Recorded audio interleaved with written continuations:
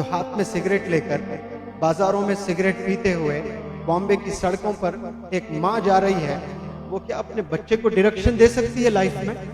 क्या वो role model बन सकती है? पता नहीं आपके मोहल्ले में कितने लोग दूध के लिए बच्चे तड़प रहे हैं, दूध नहीं मिल रहा है पीने के लिए, और आप सिगरेट पिए जा रहे हैं, सिगरेट पिए जा रहे हैं,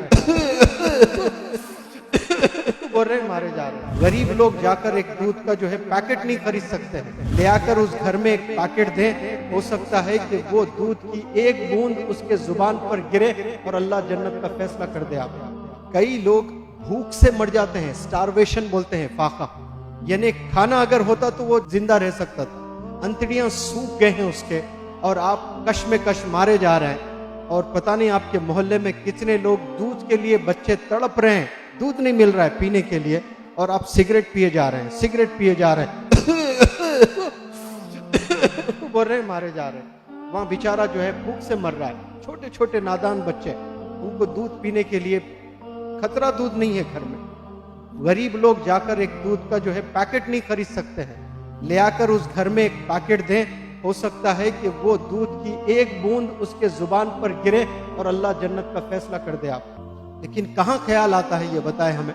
16 रुपीज, कोई एक दिन में 10 सिगरेट पी लेता है, 160 रुपए, यकीन जाने पूरा घर चलेगा गरीब का। 1 किलो चावल और दाल अगर बना ले, 5 लोग 3 वक्त का खाना खाएंगे, खाएंगे कि नहीं खाएंगे बताइए?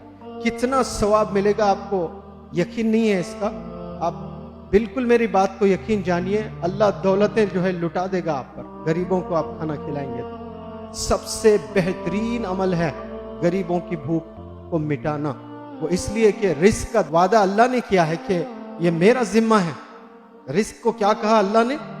रिस्क बांटने का ये जिम्मा मेरा है। काले पहाड़ पे काली चुमटी को भी खाना मैं खिलाता हूँ, पहाड़ों के सुरंगों में जो जानवर कीड़े पतंगे हैं उनका भी रिस्क मैं देता हूं। वैसे पहाड़ों में रिस्क देने वाला अल्लाह क्या इंसानों को नहीं दे सकता है? लेकिन इंसानों का इम्तिहान लेता है अल्लाह सुब्हानहू तआला। जन्नत दोज़ख रखकर इंसानों को एक इम्तिहान से गुजारता है। किसी को दौलत देकर आजमाता है, किसी को गुर्बत में आजमाता है, किसी को शोहरत देकर आजमाता है, किसी को परेशानियों में डालकर आजमाता है।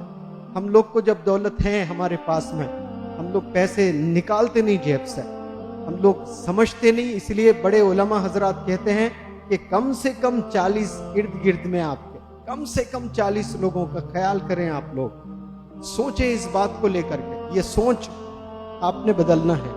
ये बहुत सबसे इंपॉर्टेंट चीज है। ये पैसा कहाँ इन्वेस्ट कर रहे हैं आप? नशे में इन्वेस्ट कर रहे हो जिससे आपकी हेल्थ खराब हो रही है। उसका इन्वेस्टमेंट अगर दूसरे डायरेक्शन में जाता, गरीबों में जाता, जो फाके में मर रहे हैं उनमें जाता, हो सकता है उससे जन्नत के फैसले अल्लाह कर दे।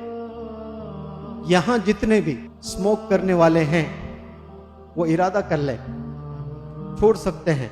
देखो मैं 20-20 चाय पिया करता था, यहां जिस दिन से आया हूं शायद ये पूरे 8 दिन में मैंने 8-10 चाय भी नहीं पिए होंगे। एक दिन में 20-20 चाय, हालांकि तलब भी नहीं हो रही है, सर में दर्द भी नहीं होता है, क्योंकि पैशन जब होता है तो कोई चीज आपको याद नहीं आती है। आसान है छोड़ना। जितने भी लोग स्मोकिंग एडिक्टेड है इस हॉल में, कम से कम आज फैसला कर दें आप लोग कि धीरे धीरे ही सही आप कम कर देंगे और छोड़ देंगे। इमेजिन करें आपकी शादी होगी, आपके बच्चे क्या रोल मॉडल बोलेंगे आपको? मेरे डैडी रोल मॉडल है मेरे, कतई नहीं बोलेंगे। क्यों? ये गलत चीज करते हैं, नशा करते हैं। क्या इस्लाम इजाजत देता है इसका? बताइए। पैसे एक तो जाय कर रहे हो, लड़कियां बेचारे ऐसे गुनाह से अल्हम्दुलिल्लाह सब बचे हुए हैं, लेकिन आप बॉम्बे जाएं, दिल्ली जाएं, हैदराबाद के पॉश सिटीज जाएं, सारे लड़कियां भी पीना शुरू किए हैं। क्या एक अच्छी माँ बन सकती है आप बताइए मुझे? जो गंदे कपड़े पहनकर, जो हाथ में सिगरेट लेकर बाजारों में सिगरेट पीते हुए बॉम्बे की सड़कों पर एक माँ जा रही है, वो क्या अपने बच्चे को डायरेक्शन दे सकती है लाइफ में? क्या वो रोल मॉडल बन सकती है? कितना प्यारा इस्लाम है, कैसे हमें सिखाया है। लेकिन अफसोस हम लोग गलत राह पर हैं, और हत्ता के कुछ उलमा ने तो इसको हराम भी बोला है। वो हराम इसलिए बोला है कि आप जानबूझकर जहर ले रहे हो, यू आर कमिटिंग सुसाइड।